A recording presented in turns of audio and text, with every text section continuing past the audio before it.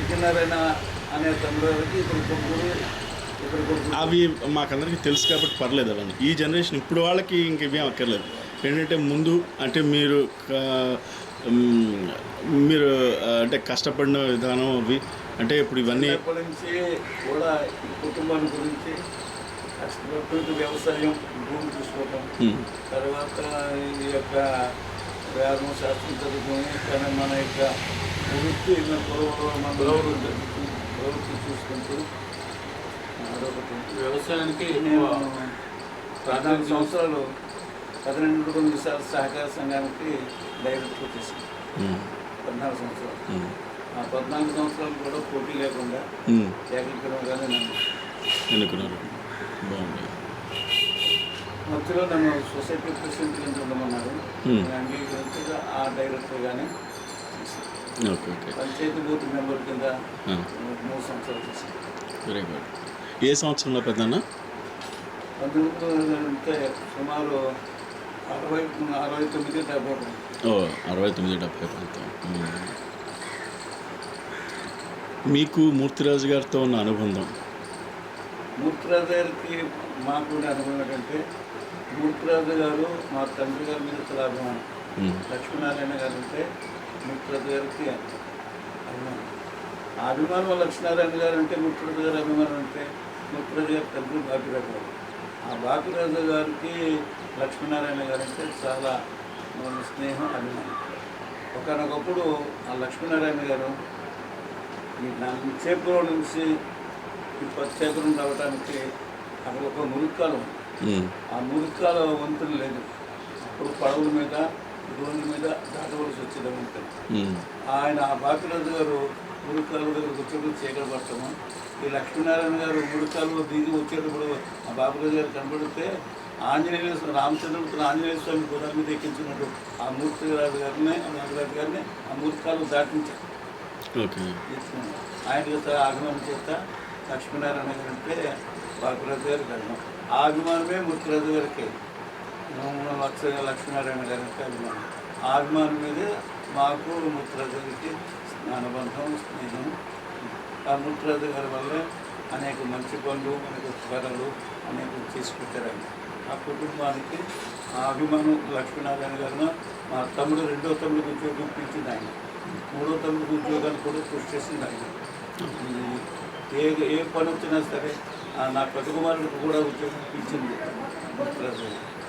2వ కుమారుడు కూడా ఉద్యోగం ఇప్పించడానికి సెక్రటరీ గారితో చెప్పి చేసింది ఆయన వల్లే మూర్తిరాజు గారి యొక్క అండదండల వల్లే నేను ఇంతవరకు కూడా గౌరవంగా పెంచడానికి ఒక మనిషిగా నిలబెట్టడానికి కారణం ప్రత్యక్షంగా దేవుడు మూర్తిరాజు గారు.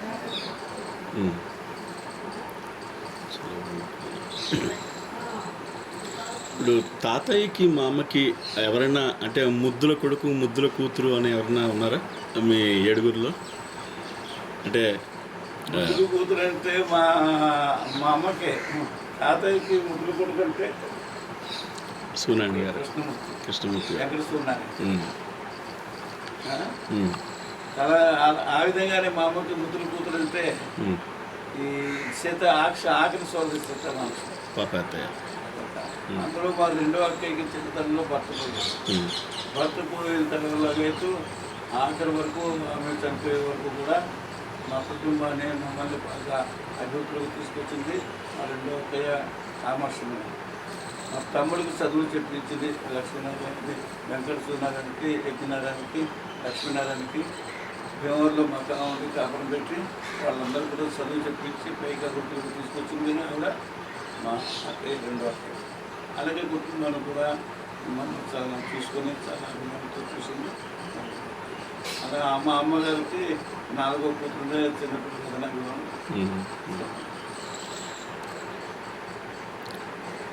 బావమరుదులు ఉన్నారు.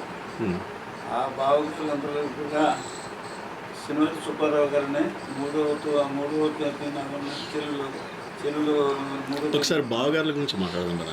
మొదటి బావగారు పేరు మొదటి బావగారి పేరు సూర్యనారాయణమూర్తి. మేడిచర్ల సూర్యనారాయణమూర్తి గారు ఉండిలో ఉండేవారు. రెండో బాబు ఆయన ఆయన అప్పుడు ఆయనతో ఎలా ఉండేది రిలేషన్ కానీ అంటే ఆయనతో పరిచయం, బంధుప్రీతి అన్ని రకాలు చాలా. ఆయన సంబంధం ఎలా అంటే తెలిసిన వాళ్ళ ఆయన కూడా సంబంధం? మేము అత్తగారు, మా బావగారు, బామ్మగారు ఉన్నా, అత్తగారు ఉన్నా, మేము నలుగురు చాలా అభిమానంతో కోరుకుంటున్నాం.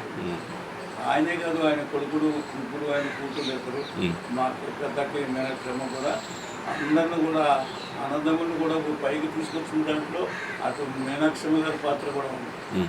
తర్వాత ఇప్పుడు కామాక్షమ్మ గారు. నెక్స్ట్ రెండో ఆయన పేరేంటి నాన్న? అంటే సత్యనారాయణ సత్యనారాయణ మూర్తి గారు, కామాక్షి అత్తయ్య గారి భర్త. మా మూడు చెల్లుడు భర్త పేరు శనివారం సుబ్బారావు గారు. నాలుగో చెల్లు భర్త పేరు సత్యసూర్యనారాయణ గారు.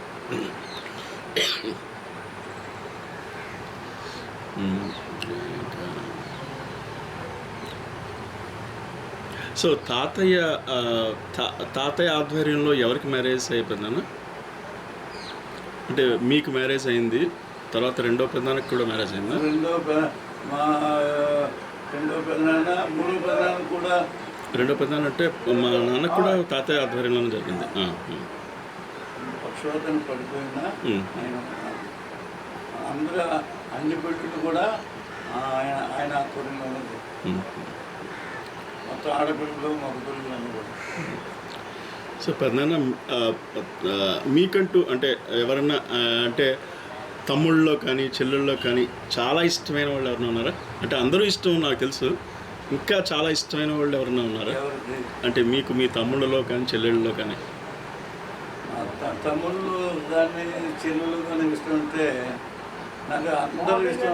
అందరూ మా తమ్ముళ్ళు అంటే మరీ ఇష్టం. మా ఇద్దరు కూడా చాలా ఇష్టం మా తమ్ముళ్ళు. తర్వాత నేను పెద్దకి ఏంటి పెద్ద కామాక్షి అత్తయ్య, మీనాక్షి అత్తయ్య. ఆవిడ చాలా కష్టపడి మమ్మీ కొడుకు తీసుకొచ్చి అన్ని విధాలు సహకరించి మా తమ్ముళ్ళు అనేటువంటి. కరెక్ట్.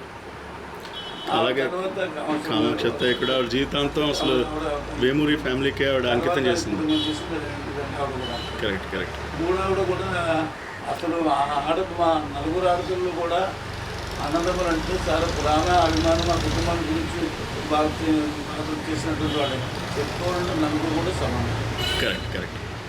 అందులో శనివారం సుబ్బారావు గారు, వేమూరి సుబ్బారావు గారు అంటే కృష్ణార్జునులు అని పెద్ద పేరు వేమూరి ఫ్యామిలీలో. కారణం ఏంటంటే వయసులో కొద్ది ఇంచుమించులు అతనే పెద్ద 3 మాసాలు కానీ ఒకటి. ఆయన పెద్ద పెళ్ళి కూడా ఒక సంవత్సరంలో అవటం అవుతాయి. అప్పటి నుంచి రాకపోకుండా ఉండడం చేతను, మా తమ్ముడు ఇప్పుడు చిన్నవాళ్ళు ఉండడం చేతను, ఇప్పుడు రాకపోవడం చేత ఆ అభిమానం.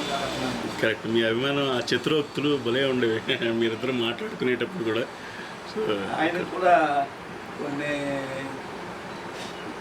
ఉడుదులకు కొన్ని కష్టాలు వచ్చినప్పుడు ఆయన ఉద్యోగంలో కూడా దాని గురించి చాలా నేను అతనికి చేశాను. ఆ చిన్నతనంలోనే ఆ పెద్దవాళ్ళు పరిచయం ఉండడం చేస్తాను.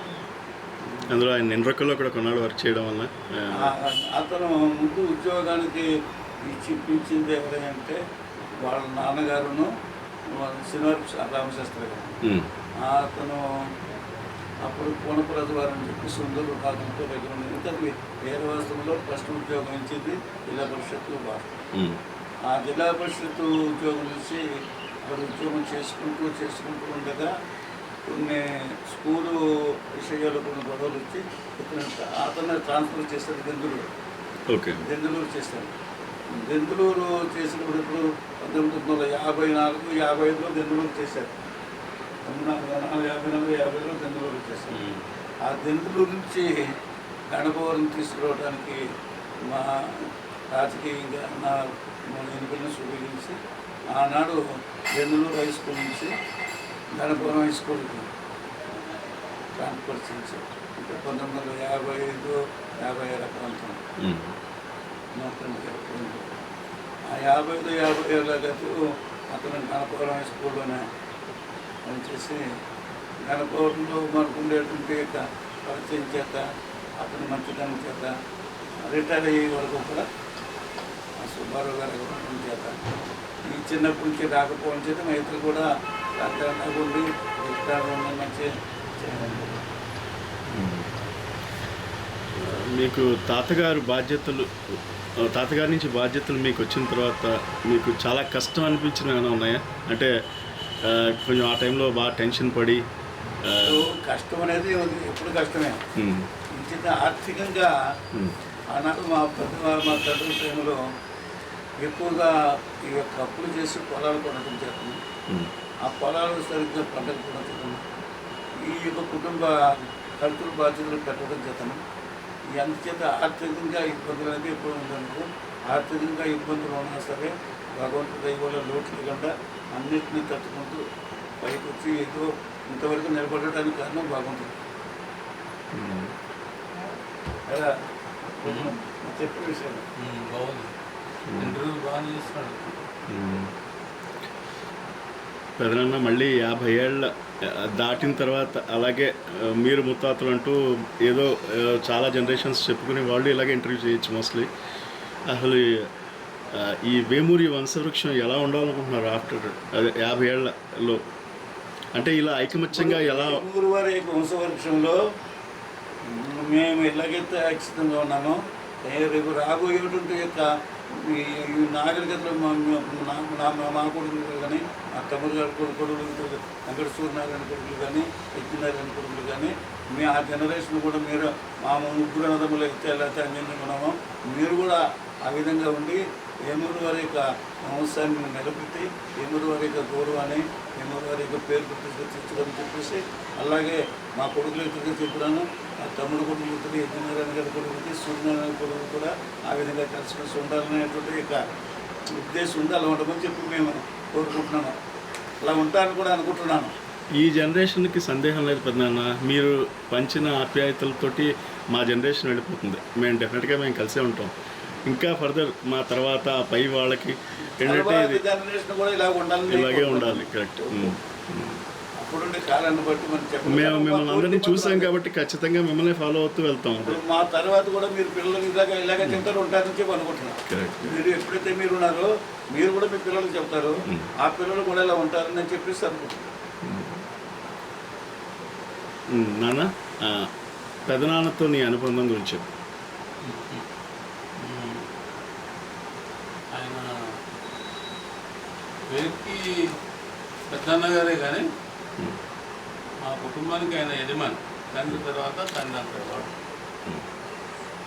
చిన్నతనంలోనే తండ్రి కొద్దిగా అనారోగ్యం బాగా అవడం, ఆ తర్వాత ఆయన కాలం చేయటం, వాటి వల్ల ఏమైందంటే మా అన్నయ్య ఆ బాధ్యతలన్నీ స్వీకరించడం వల్ల వాడు అడుగుజాడల్లో వాడు చెప్పినట్లుగా వాడు పైకి తీసుకొచ్చిన వాడు. అందుచేత వాడు చెప్పిన విధంగా నడుచుకుంటూ ఇంతవరకు ఉమ్మడి కుటుంబంలో ఒక సభ్యుడిగా నేను కూడా చక్కగా వాడికి సహకరిస్తూ వాడికి ఎప్పుడు సహాయ సహకారాలు ఇస్తూ మేమంతా కలిసిమెలిసి ఉమ్మడి కుటుంబం ఇంతవరకు మాకందరికీ కూడా సుమారుగా చాలా ఏళ్ళు, ఒక 60-70 ఏళ్ళు నుంచి ఉమ్మడి కుటుంబంగా ఉంటున్నాం.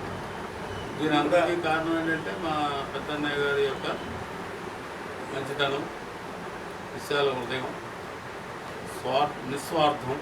ముఖ్యంగా చెప్పాలంటే నిస్వార్థం. స్వార్థం లేదు ఆయన. నిజంగా స్వార్థంతో ఆయనకు ఉన్నట్లయితే ఆయన భార్య, ఆయన బిడ్డల్ని వాళ్ళు చూసుకునేవారు. తమ్ముళ్ళు కానీ అప్పచెల్లులు కానీ ఆయన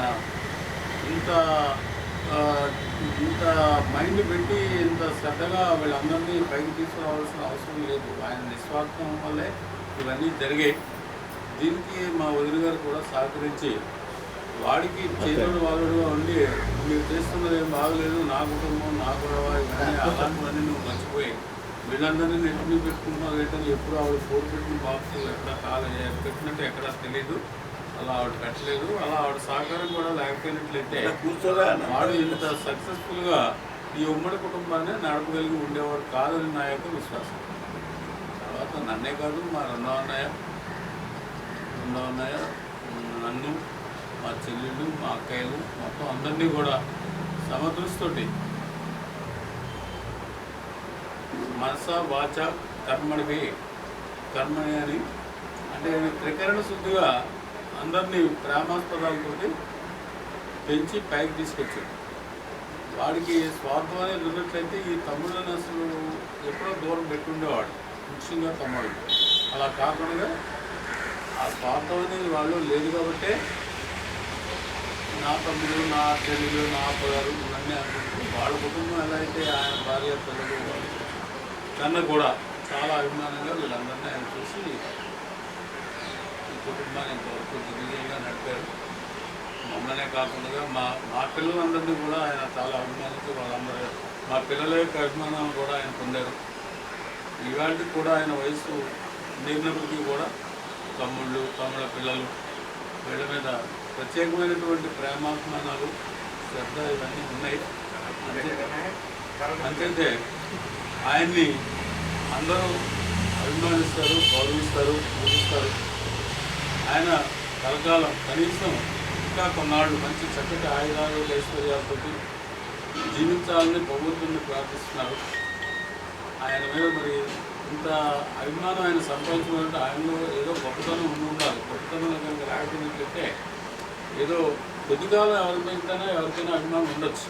అలా కాకుండా కంటిన్యూస్గా ఇన్నేళ్ళు సుమారుగా కనీసం ఒక 50 ఏళ్ళు పైనుంచి ఆయన ఆధ్వర్యంలో ఈ కుటుంబం నడుస్తుంది. మరి ఇంతమందిని ఆయన మరి కలుపుకుంటూ తీసుకొస్తూ వాళ్ళ మన్నల్ని పొందంటే ఆయనలో ప్రత్యేకమైనటువంటి కారణాలు ఏవో ఉండుంటాయి, ప్రత్యేకమైనటువంటి శక్తి సామర్థ్యాలు ఉండుంటాయి. అన్నింటికన్నా ఆ శక్తి సామర్థ్యాల్లో అతి ముఖ్యమైనది నిస్వార్థం. స్వార్థం అనేది లేదు కాబట్టే అంత బాగా జరిగింది. ఆయనే స్వార్థపరుడు కనుక అయినట్లయితే వీరందరి మనంలో ఆయన పొందుండేవాడు కాదు. ఆయన స్వార్థం ఆయన చూసుకునేవాడు. అప్పుడు న్యాచురల్గా ఆయన మీద కూడా అభిమానం తగ్గిపోతుంది. ఆయనకి ఎక్కువ చెప్పాలంటే నిస్వార్థం. ఇప్పుడు ఈ ఉమ్మడి కుటుంబం సక్సెస్ అవడానికి కారణం ఆయన నిస్వార్థత. ఆ నిస్వార్థత వల్లే ఇంతమంది వేళ ఆయన బిడ్డలైనా, ఇంకోళ్ళు తమ్ముళ్ళు బిడ్డలైనా, అప్పచెల్లెళ్ళ బిడ్డలైనా, మేనని కూడా ఆయన ఎంతో అభిమానంగా ప్రేమగా చూసుకున్నందుకు కూడా మరి ఆయన మరి గొప్ప దర్శనం ఆయనలో మొదటి నుంచి భగవంతుడు మరి ఆ అభిమానాన్ని, ఆ శక్తి సామర్థ్యాన్ని ఆయనకి ఇచ్చాడు. అలాగే ఆయన చక్కగా నిర్వర్తించారు. ఇంతవరకు మరి చాలా బాగా జరుగుతుంది. ఇక ముందు కూడా తప్పకుండా బాగా జరుగుతున్న నమ్మకం కూడా ఉంది. ఆయన మనం అంతా కోరాల్సిన భగవంతుడు ప్రార్థించవలసిన ఏంటంటే ఆయనకి పదివేల వస్తుంది కాబట్టి ఆయన చక్కటి భగవంతుడు ఆయువు, ఆరోగ్యంతో కూడిన ఆయుర్దాయాన్ని భగవంతుడు ప్రసాదించాలని అందరం భగవంతుడిని మనం ఎలా అయితే దేవుడికి నమస్కారం పెట్టుకుంటున్నామో అలాగే ఆయన విషయంలో కూడా దేవుడికి నమస్కారం పెట్టుకుని ఆయనకి మంచి చక్కగా ఆయురారోగ్యస్వాన్ని భగవంతుడు ప్రసాదించాలని కోరుకుంటూ ఉన్నాం. పెద్దమ్మ, నువ్వు చెప్పు పెద్దమ్మ, అసలు ఏంటి నీ విషయాలు చెప్పు.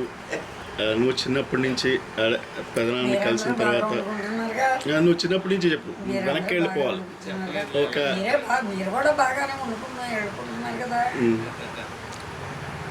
పెద్దమ్మ, ఇంత ఉమ్మడి సంసారం ఇన్నేళ్ళు ఇంత విజయవంతంగా జరుగుతోందంటే దానికి నువ్వు ఎంతో బాధ్యురాలువి. నువ్వు ఎంతో అసలు 2 ఏళ్ల గురించి కాదు పెద్దమ్మ, ఇది గత ఒక 80-60 ఏళ్ల నుంచి జరుగుతున్న విషయం. ఇది నీలో ఎంతో గొప్పతనం లేకపోతే అసలు ఇది జరగదు. ఇది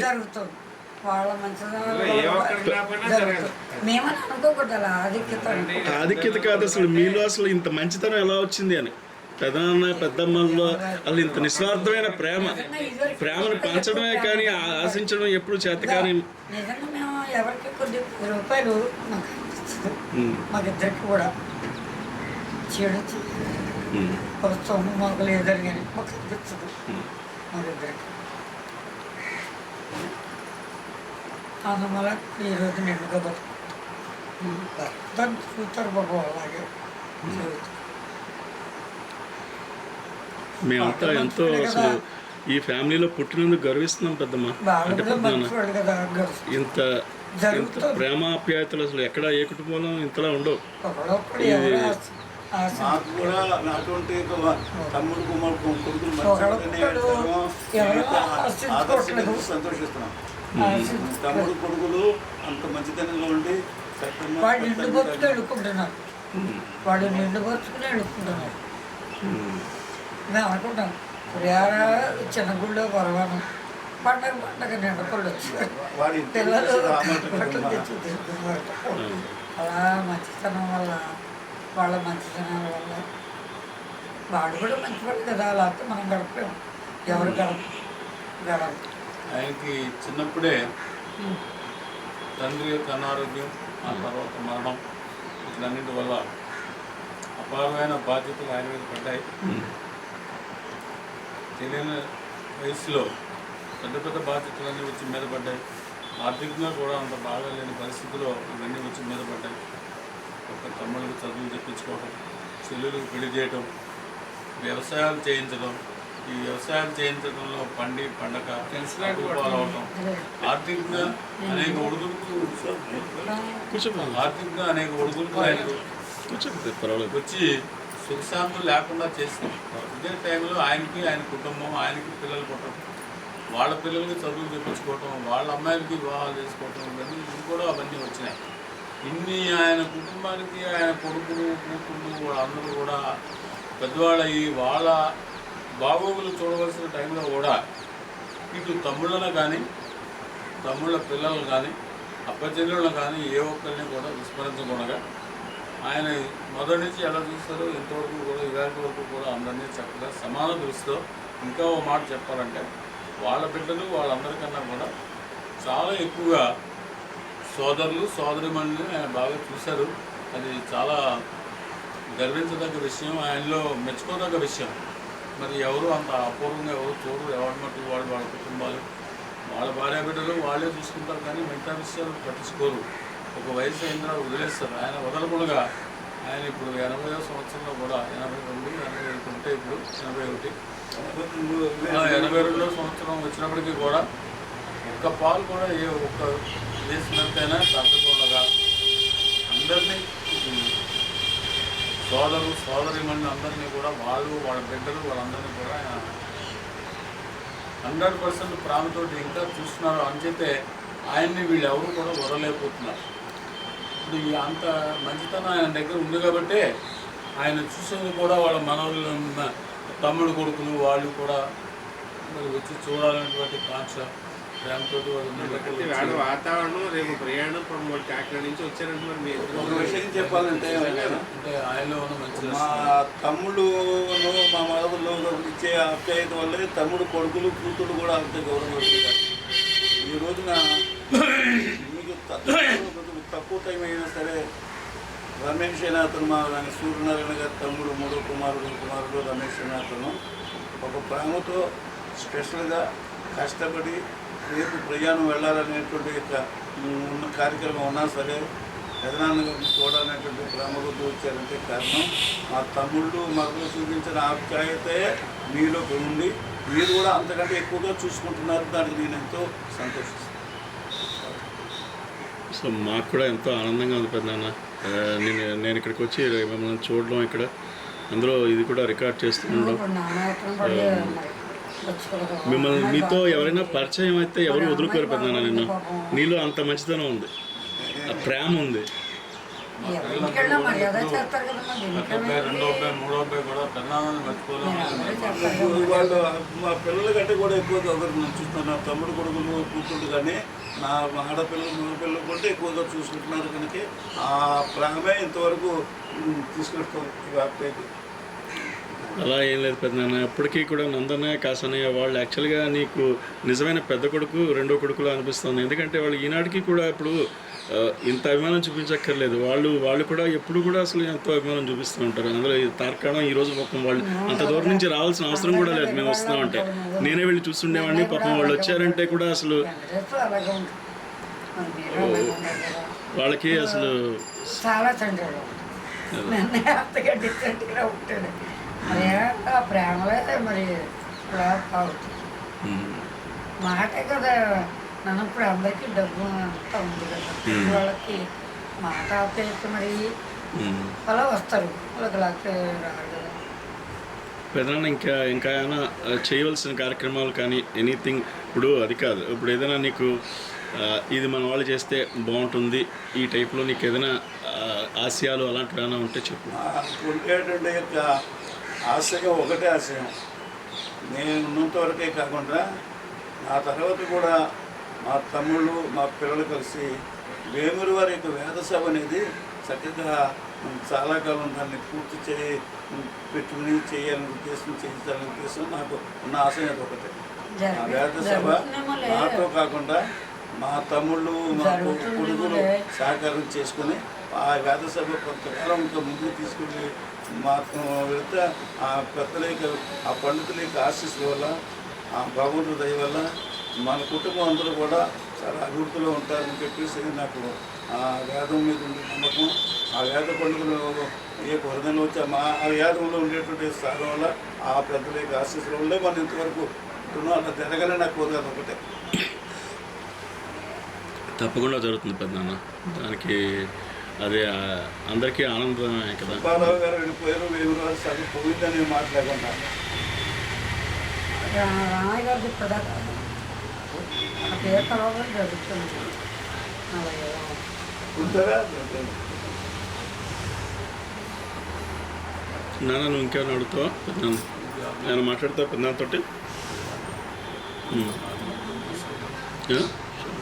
ఇంటర్వ్యూ సరే సరే పెద్దనాన్న, థ్యాంక్స్ పెద్దనాన్న.